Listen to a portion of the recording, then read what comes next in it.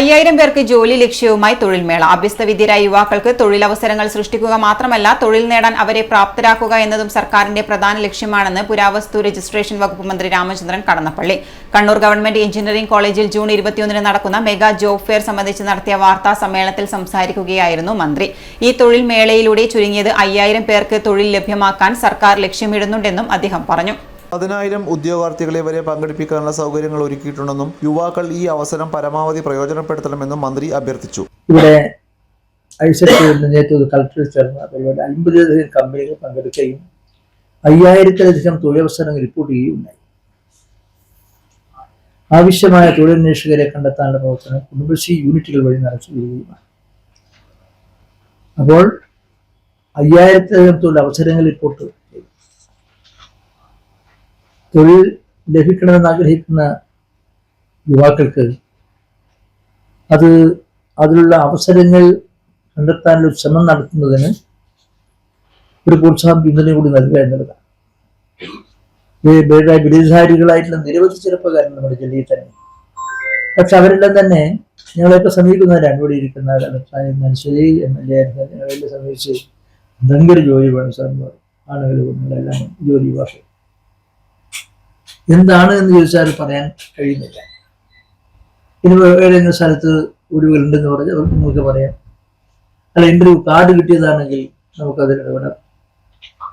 പക്ഷെ എന്തെങ്കിലും ഞങ്ങൾക്കൊരു ജോലി എന്ന് പറഞ്ഞു കഴിഞ്ഞാൽ ഞങ്ങൾക്ക് ആർക്കും ഇന്ന ജോലി നിങ്ങൾക്ക് പറ്റുന്നതാണ് എന്ന് പറഞ്ഞ് ചെയ്യാൻ കഴിയില്ല. അതിവിടെ മാത്രമല്ല, കേരളത്തിലെ എല്ലാ ഇടങ്ങളിലും ഞങ്ങൾക്ക് ലഭിക്കുന്ന ഒരു പരിപാടിക്ക് പോയി കഴിഞ്ഞാൽ വേതനങ്ങളും അല്ലാതെയും കിട്ടുന്ന കാര്യം പറയേണ്ടത് പറഞ്ഞാൽ തൊഴിൽ അന്വേഷിക്കുന്ന യുവാക്കളുടെ നീണ്ട ക്യൂ ആണ്. വിജ്ഞാന കേരളം ജനകീയ തൊഴിൽ ക്യാമ്പയിൻ സംസ്ഥാനത്ത് തൊഴിലവസരങ്ങൾ നിലവിലുണ്ടായിട്ടും യുവാക്കൾ പുറംനാടുകളിൽ സമാന ജോലികൾ തേടിപ്പോകുന്ന സാഹചര്യം ഒഴിവാക്കാനാണ് വിജ്ഞാന കേരളം ജനകീയ തൊഴിൽ ക്യാമ്പയിൻ രൂപീകരിച്ചിരിക്കുന്നതെന്ന് KV സുമേഷ് MLA വാർത്താ സമ്മേളനത്തിൽ വ്യക്തമാക്കി. പിന്നെ 2,40,000 വരെയുള്ള 1,00,000 മുകളിൽ 2,40,000 വരെ ഏതാണ്ട് 1,450 തൊഴിലവസരങ്ങളുണ്ട്. നമ്മുടെ സമൂഹത്തിൽ ഒരുപാട് തൊഴിലന്വേഷകരുണ്ട്. നമ്മളിപ്പോൾ ഒരുപാട് കേൾക്കുന്ന കാര്യങ്ങളാണ്. പക്ഷെ ഇതിലെ ആപ്ലിക്കന്റ് ആയിട്ട് ഇപ്പോൾ വന്നിരിക്കുന്നത് ഒരുപക്ഷെ അറിയാത്തത് കൊണ്ടാണോ ഇത് മനസ്സിലാകാത്തതുകൊണ്ടാണോ എന്ന് അറിയില്ല വന്നിരിക്കും. അപ്പൊ ഞങ്ങളുടെ ഒരു റിക്വസ്റ്റ്, മീഡിയ വഴി ഈ കാര്യങ്ങളൊന്നും എല്ലാവരും അറിഞ്ഞാൽ അവർക്ക് ഇത് രജിസ്റ്റർ ചെയ്യാൻ വലിയ സഹായകരമായിട്ട് മാറിയിരിക്കും. 31,000 തൊഴിലവസരങ്ങളുണ്ട്. ഇതെല്ലാം 21 രാവിലെ മുതൽ വൈകുന്നേരം വരെ ഈ കമ്പനികളൊക്കെ എഞ്ചിനീയറിംഗ് കോളേജിൽ വരികയും ഇവരെ സെലക്ട് ചെയ്യുകയും ചെയ്യും. അപ്പൊ ഇതൊരു വലിയ അവസരമാണ്. നമ്മുടെ ജില്ലയിലെ എഡ്യൂക്കേറ്റഡ് ആയിട്ടുള്ള ചെറുപ്പക്കാരെ സംബന്ധിച്ചിടത്തോളം ഒരു വലിയ അവസരമായിട്ടാണ് ഈ മെഗാ ജോബ് മേള വിജ്ഞാന കേരളം സംഘടിപ്പിക്കുന്നത് ഈ ജില്ലയിൽ മാറുന്നത്. കേരള നോളജ് ഇക്കണോമി മിഷന്റെ digital work force management system portal വഴി മുൻകൂട്ടി അപേക്ഷിച്ചവർക്കാണ് മേളയിൽ പങ്കെടുക്കാൻ സാധിക്കുക.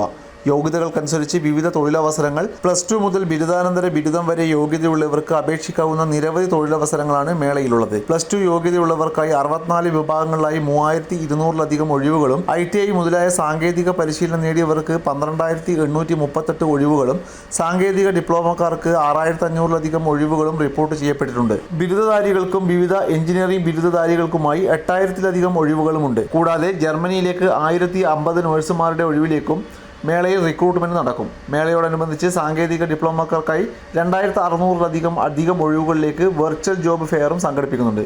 തൊഴിൽമേളയിൽ രജിസ്റ്റർ ചെയ്യാനുള്ള അവസാന തീയതി ജൂൺ 18 ഒരു ഉദ്യോഗാർത്ഥിക്ക് പരമാവധി 5 കമ്പനികളിലേക്ക് അപേക്ഷ സമർപ്പിക്കാൻ സാധിക്കും. അപേക്ഷ സമർപ്പിച്ച ഉദ്യോഗാർത്ഥികൾ രാവിലെ 8:30 എഞ്ചിനീയറിംഗ് കോളേജിൽ റിപ്പോർട്ട് ചെയ്യണം. ബ്ലോക്ക് പഞ്ചായത്ത്, നഗരസഭ എന്നിവ തിരിച്ച് പ്രത്യേക കൗണ്ടറുകൾ സജ്ജമാക്കും. ഈ തൊഴിൽമേളയുടെ തുടർച്ചയായി ഓഗസ്റ്റ് മാസത്തിൽ വിദേശ തൊഴിൽമേളയും ആസൂത്രണം ചെയ്തിട്ടുണ്ടെന്ന് സംഘാടകർ അറിയിച്ചു. ജില്ലാ കളക്ടർ അരുൺ K. വിജയൻ, വിജ്ഞാന കേരളം ജില്ലാ മിഷൻ കോർഡിനേറ്റർ M. സുർജിത്ത് എന്നിവരും വാർത്താ സമ്മേളനത്തിൽ പങ്കെടുത്തു.